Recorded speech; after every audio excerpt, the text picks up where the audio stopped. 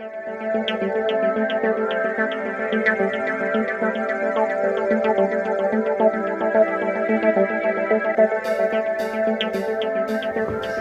gestir, það er víst ekki hægt að ávarpa ráðherra hérna eins og ég gerði ráð fyrir. Það er ekki gott. Ég hafði verið gaman að tala við hann. Ég hefði getað sett svona ráðherrabrandara og verið með leiðindi við ráðherra eins og gamallega góður siður. Annar góður siður er að vera með leiðindi við lögfræðinga en ég þekki enga lögfræðinga hérna. Það datt mér í hug hagfræðingarnir en hérna fyrst að síðasti ræðum að fór fram úr þá ætla ég að sleppa því.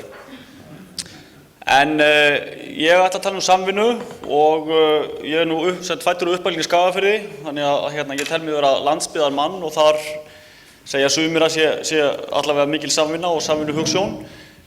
Það gerir mig hins vegar ekki að Vestfirðingi og ég upplýði það nú í gær að ég er sérfræðingur á sunnan, sterklega, þegar ég kom á Patreksfjörð sem var auðvitað athyglisvert fyrir mig.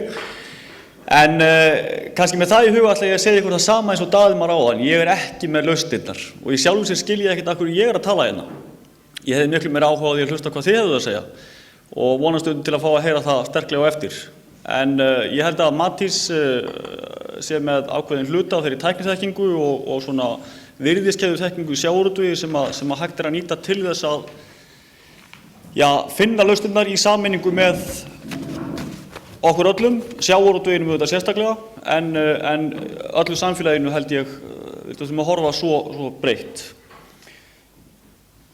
Aðeins varðandi dagskrána, þetta kannski svona hvar liggja mörkin, hver getum við eiginlega farið í verðmætasköpuninni. Ég held að það skiptir máli. Það einhvers staðar segir í auglýsingu, það svona finish line, spurning hvort það sé í rauninni einhvers staðar mörk.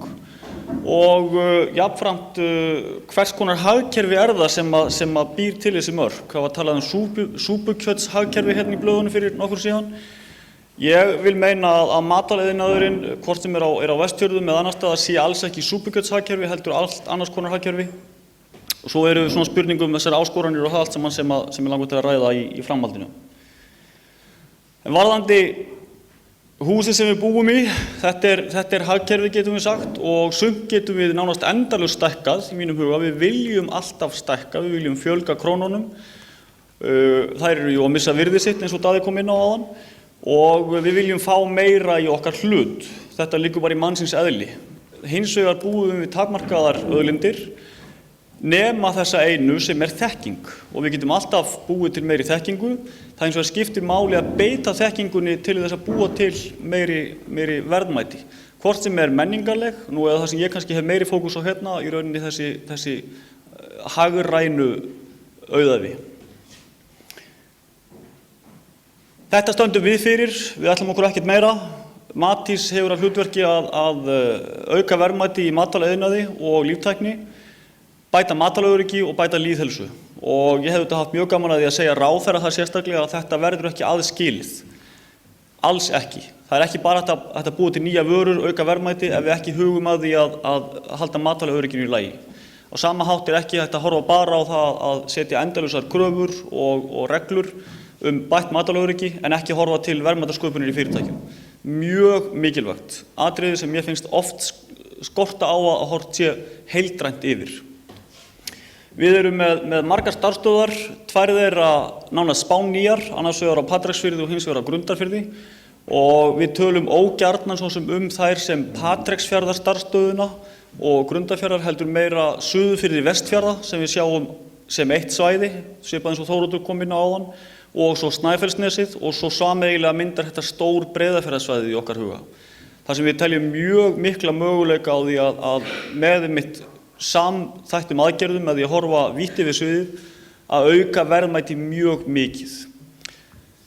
Kem kannski betur inn á þá eftir.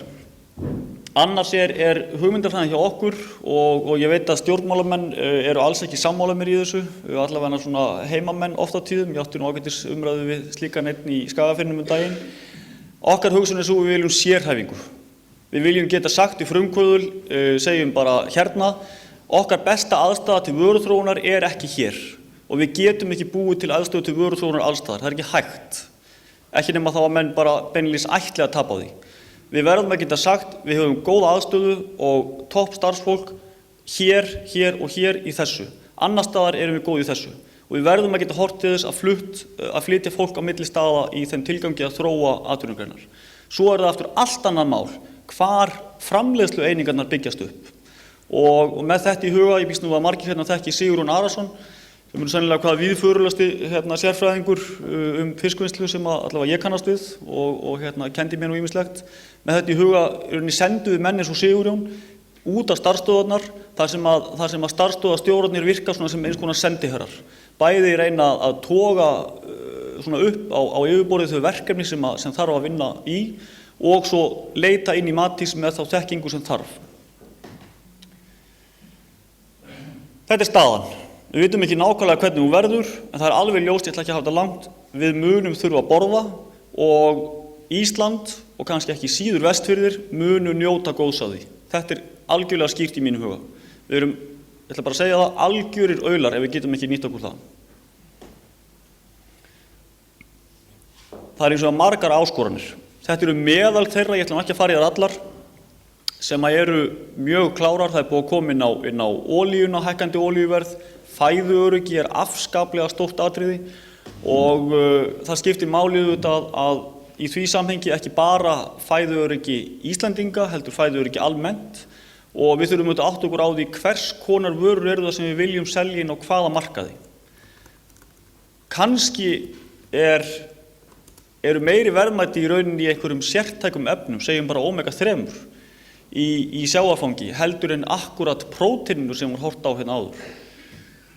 Það vel mögulegt, kemur sterklega inn á það í rauninni hvernig ætlum við að selja okkar vörur og hvers konar þróun á sér stað innan fyrirtækjanna til þess að selja okkar vörur. Aðeins varðandi rekstrarmálin í þessu samhengi, ég hef nú ekki tölurnar á borðinu en ég ætla að leyfa mér að svona bara með það sem kallar gut feeling að vera ósammála því að vestfirsk sjávarútvegsfyrirtæki séu illa rekin. Og ég held kannski að það væri miklu nær að við skoðuðum málið þannig að því ég nú í stjórn félags forstöðumanna ríkisstofnana að við fengjum bara vestfirska sjávarútvegsforstjóra til þess að aðstoða okkur forstjóra ríkisstofnana varðandi reksturinn og við getum þá frekar lagt til varðandi sérþekkingu starfsfólks og fleira. Það held ég sé, við verðum að líta okkur nær líka í því að sem sagt reksturinn hjá ríkinu hefur ekki alltaf verið góður heldur og kannski hluti af því í rauninni svona agaleysi sem hefur ríkt í ríkisrekstri oft á tíðum. Kannski hluti af honum í rauninni að endurspeglast yfir á sveitarfélög og hafa áhrif á starfsskilyrði byggðakjarna. Hvað þurfum við til að takast á við áskoranirnar? Ég segi það þekking sem lykilatriði og þessi svona vél sem gengur í rauninni og býr til verðmæti byggir á þessu þrennu. Nú, þetta súpukjöt, spurning hvort við þurfum ægilega mikla þekkingu til að búa það til. Ég efast það, en það langt síðan súpukjötshagkerfi varð að þekkingarhagkerfi. Nefnum bara Kerecis, Lýsi, fleira og fleira. Matvælaframleiðsla dagsins í dag byggir á þekkingu. Hún byggir ekki fyrst og fremst á hráefnum. Hún byggir á þessari markaðsdrifnu hugsun sem beitir þekkingu á hráefni til að búa til vörur af ákveðnum gæðum, afhentar á ákveðnum tíma og svo framvegis. Virðiskeðjan, búið að nefna hana áður, ég leiði mér að yfirfæra hana á íslensku. Þetta tekið úr skýrslu frá AFS, hún alveg jafngild. Það eins og eitt sem hefur kannski gerst síðan að það þessi græni kassi hérna sem datt inn, landbúnaðurinn. Þetta miklu stærri mynd en bara sjávarútvegur. Þetta því lífræna hagkerfi allt saman. Hvers virði það? Hvernig getum við nýtt það í heild sinni? Hvernig getum auka afurðir sjávarútvegs orðið til þess að minnka áburðarnotkun bænda? Það ein spurning. Getum við nýtt okkur þann infrastruktúr sem fyrir hendi í sterkum sjávarútvegsfyrirtækjum til þess að byggja undir að mínum mati afar veikan svona grunnstruktúr í landbúnaðinum? Getum við lært í hina áttina? Hafa menn sett upp kerfi í landbúnaðinum sem kann að vera skynsamlegt að horfa til varðandi sjávarútveginn og kannski í samhengi við þetta hvert hafa menn stefnt síðustu ár. Kemur því á eftir, það hefur aukist mikið verðmætasköpun í sjávarútvegi að mínum mati vegna þess meðal annars að menn hafa horft til þess að þróa greinina á sama tíma í rauninni búið að draga nánast alveg úr þróun, ekki rannsóknum, heldur þróun í landbúnaði. Mjög lítil þróun, svona önnur en sú að kaupa þau tæki sem eru til sölu hjá umboðsaðilunum. Það nóg það. Ég sem bóndasonur, það mér leyfist að segja það. Þetta líka virðist net en ekki bara virðist keðja. Við erum að horfa á mjög marga þætti sem hafa með verðmætasköpun í sjávarútvegi að gera. Ég ætla ekki að fara ofan í þessa alla, kannski samt nefna 2, af því ég veit að það er svo óalgengt að það sé bent á hvað Hafró gerir vel. En makríll í dag næst verðmætasta útflutningstegund Íslands.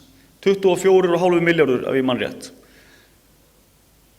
Ég segi, Hafró á verulega mikinn heiðurskilinn fyrir sinn þátt í makrílrannsóknum, grunnrannsóknunum.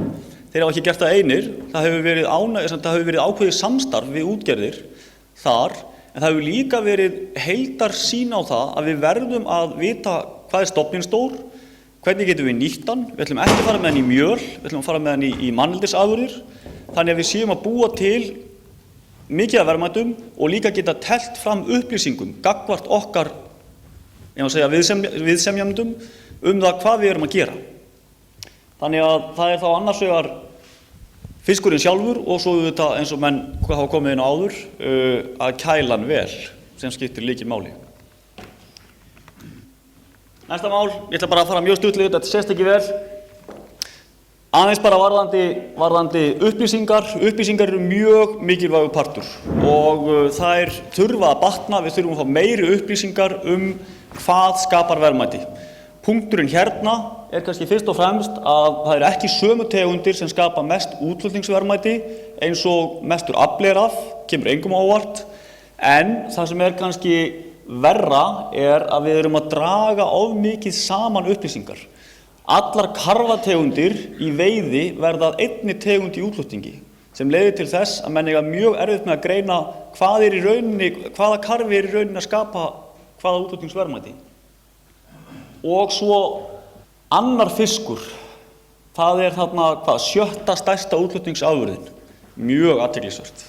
Ég þekki ekki nákvæmlega latínuheitið á þessum fiski, en þetta hefur með aukaafurðir að gera og ég held að sé alveg nákvæmlega rétt sem kom fram hérna áðan. Stundum hefur þetta verið svolítið hips haps hvernig menn hafa skilgreint afurðirnar. Ég heyrði ágætis sögu á því að í upphafi þá fór allur léttsaltaður fiskur það var flokkaður sem saltfiskur. Og sagan var svo að einhver eldri starfsmaður Hagstofunnar hefði sagt, já ég man að amma, hún sagði alltaf að nætursaltaður fiskur væri saltfiskur. Þetta hlýtur að vera svoleiðis. Það verkefni í gangi, mjög ánægjulegt og af því vorum að tala sölusamtökin áðan, á milli, hvað maður segja, svona þeirra sölusamtaka sem eru fyrir hendi, Hagstofunnar, tollstjórans, okkar og fleiri, til að skoða þetta úr í kjölinn til þess að við getum náð sem mestum upplýsingum fram, ekki bara fyrir okkur sem rannsakendur og í þróunargeiranum, heldur fyrir fyrirtækin sjálfu þetta. Þetta eru upplýsingar sem að margir hérna þekkja, aflinn, oft farið í þetta. Það sem mér finnst hins vegar áhugaverðara hvernig hafa verðmætin þróast. Hvernig hefur þetta þróast, hvað erum að fá mikið fyrir hvert kíló afla. Hér þetta að fara í mjög athyglisverðar skoðanir. Lykilatriði hérna það að við erum að skoða þetta í erlendri mynt, athugið það, að frá því, cirka 2003, þá verðmæti á kíló afla að aukast mjög mikið. Þetta eru nokkrir þættir sem hafa áhrif, meðal annars hlutfall uppsjávarafla, meðal annars þróun í makríl og fleiru í þeim dúr, en það má eiginlega tengja þetta svolítið við AFS-sjóðinn. Þetta á sama tíma sem AFS-sjóðurinn kemur og þessi þróun í rauninni algjörlega snýst við. Og það setur svolítið í samhengi hvaða máli skipta rannsóknum og þróun og hvaða máli skiptir að fjárfesta í rannsóknum og þróun. Og þar kemur aftur kannski að því sem ég hefði viljað segja við Steingrim. Það skiptir máli að það sem tekið út úr greinum, sama hvaða grein það að það fari einhvern veginn tilbaka til þess að þróa greinarnar áfram. Og það gildir afskaplega mikið í dag varðandi sjávarútveginn. Ég held að séu mikil tækifæri í sameiginlegu markaðsstarfi. Aðeins að fá að kannski benda á það að menn hefðu þetta geta verið búnir að horfa á þetta áður og fjárfest meira sjálfir. Mögulega hefðu það styrkt stöðu manna í þessum pólitíska leik öllum. En lykilatriði að setja fjármuni í rannsóknir og þróun og að gera þetta samþætt. Það er ekki nóg bara að fara á sovéskú leiðina og gera nákvæmlega sama hlutin í 20 ár, heldur verðum við að gera þetta þannig að við séum að þjóna þörfum markaðsdrifinna virðiskeðju. Aðeins meiri, þetta útflutningurinn, það svona svipuð mynd. Þá á útflutt kíló, þetta var aflinn áðan, það sem kannski það sem skiptir þjóðarbúið mestu máli að heildar útflutningsverðmætin hafa verið að aukast talsvert. Og það þrátt fyrir að aflinn hafi verið að minnka. Þá getur maður spurt hvers vegna. Það gula línan sem skýrir það í rauninni, nýtingin að aukast og menn eru að spila á hérna markaðsdrifnu virðiskeðju. Þetta hefur svo í för með sér aftur að mjöl og lýsi að fara niður. Mjög skiljanlega. Tæknin spilar mjög stóran hluta þarna.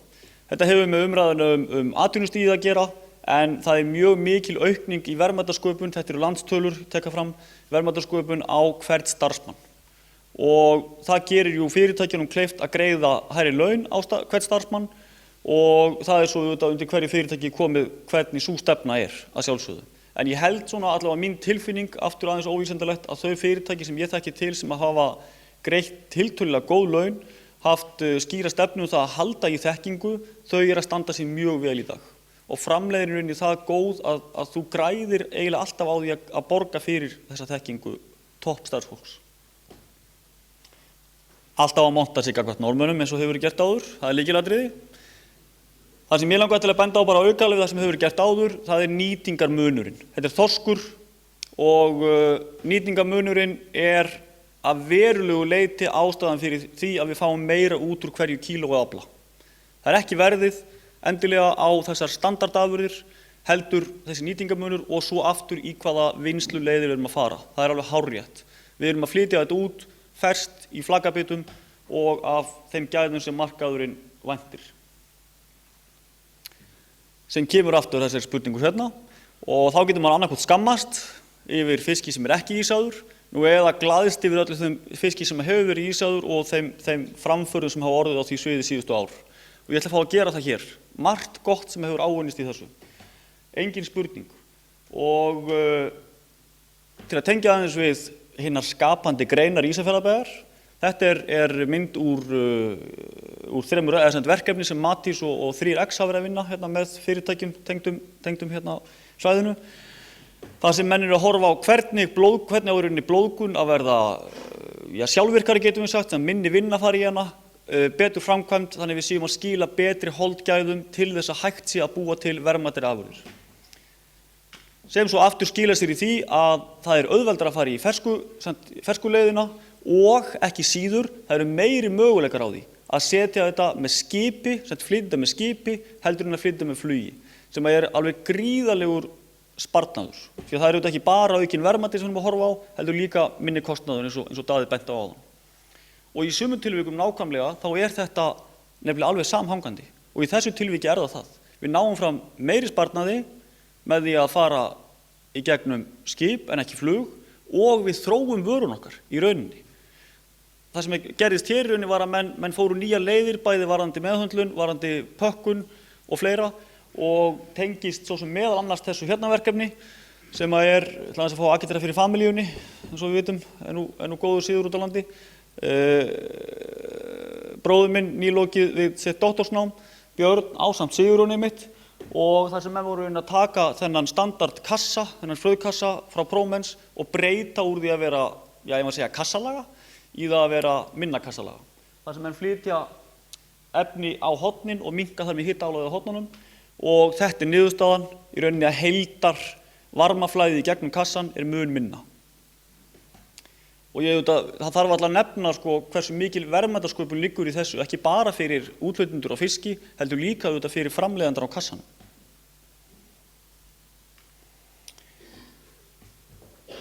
Það hefur skipt mjög miklu máli að innleiða tækni framfarir síðustu, ég maður segja svona sirka síðan innleiðingu kvótakerfis.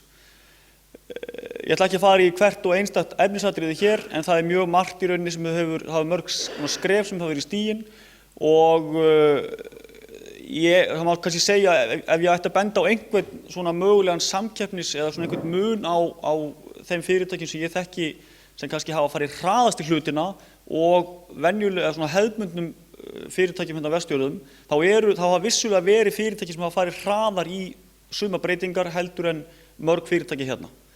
Og ég ætla bara, af því ég tengdist mitt doktorsnám var í tengslu við til að mynda Samherja og þar hafa menn auðvitað náð mjög miklum árangri varðandi ferskan fisk. Og mjög langt síðan menn byrjuðu að flytja með skipi þar, meðal annars vegna verkefnis eins og Chillon, sem var stórt verkefni á vegum rammaáætlunar Íslands og Evrópu, þess að ekki Evrópusambandsverkefni, heldur rammaáætlun Íslands og Evrópu, þar sem menn að sækja fjármagn í rannsóknir og þróun í sjávarútvegi á Íslandi sem hefur verið greitt til sameiginlegra sjóða svona EFTA-svæðisins, getum við sagt, í heildina. Þetta skiptir miklu máli og mikil verðmætasköpun þarna, en það er líka annað sem verður eftir. Þetta er 100% þorskur allt saman. Og eftir við búin að taka flökinn, jafnvel þó svo við náum í 50% pluss miðað við slægt, þá erum við með talsvert mikið eftir. Og það er allt of langt mál í rauninni að fara yfir alla þá framþróun sem orðið hérna. Það er verið að vinna margt af því hér. Klofningur er mjög gott dæmi það hvernig menn hafa í rauninni hort sameiginlega á hagsmuni og náð árangri einmitt með þessa hluti nákvæmlega. Það er fullt að sækja ennþá og við eigum að horfa á efri stig virðiskeðjunar hvað þetta varðar. Það er engin spurning. Og hér held ég að svæði eins og Breiðafjörðurinn og Vestfirðir í heild sinni hafi ákveðið samkeppnisforskot vegna nálægðar við fiskiviðinn, vegna uppbyggingar í fiskeldi sem menn verða að horfa líka til. Allt þetta skilar mjög miklu af slógi á land og mjög góðu slógi á land. Það er líka tækifæri. Og að því að hann er komið inn á hausana, þá eru margir fleiri en Haustak sem framleiða. Haustak er mjög flott og í rauninni brautryðjendur á þessu sviði, en margir aðrir að gera mjög vel og þetta er í heildina 8 milljarðar sem voru tiltölulega fá 100 milljóna fyrir ekki svo löngu síðan. Þetta er hluti af þeirri sýn sem við höfum verið að vinna að meðal annars í samstarfi við Fjarðalax. Sviðsmyndin er þessi eins og Þorsteinn kom inn á áðan, gaman að sjá í rauninni hvernig menn horfa á fiskeldið, en við þekkjum auðvitað líka þær kollsteypur sem hafa orðið í þeirri grein.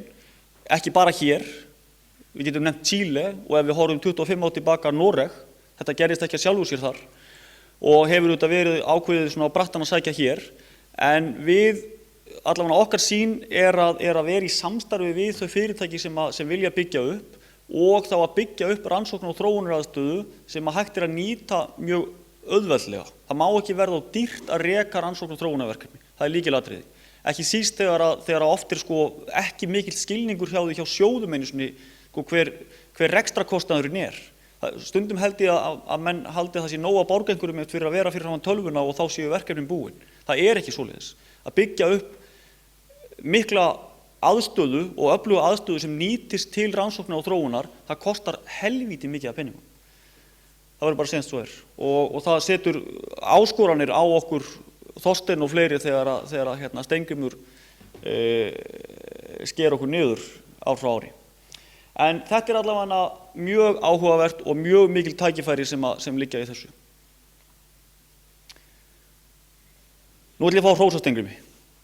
Vöruþróunarsetur sjávarútvegsins er verkefni sem Matís sem er í gangi núna fékk úr því myndarlegan styrk, til þess myndarlegan styrk hjá verkefnasjóði sjávarútvegsins sem fjármunir sem renna beint frá greininni, þessi VFS-afli rennur þangað inn og þar hafa verið mörg verkefni, aftur ætla ég ekki að fara í smáatriðin, mörg verkefni síðasta sumar og þetta sumar og það má reyni segja að þetta verkefni hérna er grunnurinn að opnun starfsstöðvana okkar á sunnanverðum Vestfjörðum annars vegar og Snæfellsnesi hins vegar. Þannig að það skiptir miklu máli, sem ég vil koma framfæri hérna, skiptir miklu máli að horfa til lengri tíma í þessu og að setja raunverulega fjármuni í hlutina. Það er ekki hægt að vera með langtíma fjárfestingu og langtíma sýn á rannsókn og þróun með eilífum 1,5 milljóna til 3 milljóna styrkjum. Það er ekki hægt. Þeir eru fínir með. Talandi langtíma, við þurfum að horfa á menntakerfið. Það verður að samþætta hagsmuni ekki bara svæðana og atvinnulífsins, heldur ekki síður menntakerfisins alls og atvinnulífsins. Og þar held ég einmitt að tiltölulega lítil samfélög eins og Vestfirðir hafi já, ég ætla ekki að segja samkeppnisforskot, en tækifæri til þess að verða brautryðjendur, tækifæri til þess að nýta sér í rauninni smæð samfélagana, stíga fyrstu skrefin og segjum fara með efnafræðikennslu á framhaldsskólastigi að einhverju leyti inn í fiskvinnslufyrirtæki. Það búið að stíga þetta, við höfum í rauninni, ég ætla að halda því fram að Skagfirðingar séu komnir skrifað undan hérna. Það búið að vera að vinna þó nokkuð með hérna Fisk Seafood sem er eitt þeirra fyrirtæki sem hefur verið að leggja mjög mikið af fjármunum í rannsóknir og þróun. Það búið að vera að stíga ýmis skref þar og ég sé fyrir mér, og ég ætla bara að vera hérna svo barnalegur hérna, ég sagði í gær á fundi, ég verið nóg ungur og vitlaus til þess að mega segja það sem ég vildi. Ég ætla bara að segja það sem við horfum til þess að sækja fjármuni eins og í IPA-verkefnin til þess að byggja upp þetta samband á milli menntakerfisins, atvinnulífsins og svo rannsóknar og þróunareininga. Ég held að skipti mjög miklu máli, en þarna þarf langtíma hugsun. Berglind að verða óróleg, þannig að það er skott ég fara að drífa mig. Við þurfum að framkvæma. Ég hefði gjarnan vilja vera hinum megin, hlusta á það sem þið hefðu að segja mér um það hvernig ég ætti að gera þetta, taka það til mín og velta því fyrir mig hvernig ég ætti að framkvæma. En það skiptir mjög miklu máli að framkvæma. Síðast þegar ég vissi þá voru einnig 6 hópar í stjórnkerfinu að fjalla með einum öðrum hætti um það hvernig menntakerfi og atvinnulíf ætti að vinna saman. Ég hef ekki ennþá séð lausnina. Við þurfum að fara og gera hlutina og að sjálfsögðu þarf að gera það þannig að við gerum það rekstrarlega rétt. Það þýðir ekki bara að fjárfesta í einhverju vitleysu og ánægjulegt í rauninni finnst mér hvernig sýn stjórnarformanns Byggðastofnunar er hér, þar sem menn eru að horfa á miklu strategískar á hlutina heldur en ég kannski hef séð áður. Og það skiptir máli að það er ekki slæmt að gera mistök, menn munu gera mistök og menn þurfa að læra af mistökunum. Og í því samhengi langar mig til að benda ykkur á að það er ekki alltaf mest að læra á vísindamönnum. Alls ekki.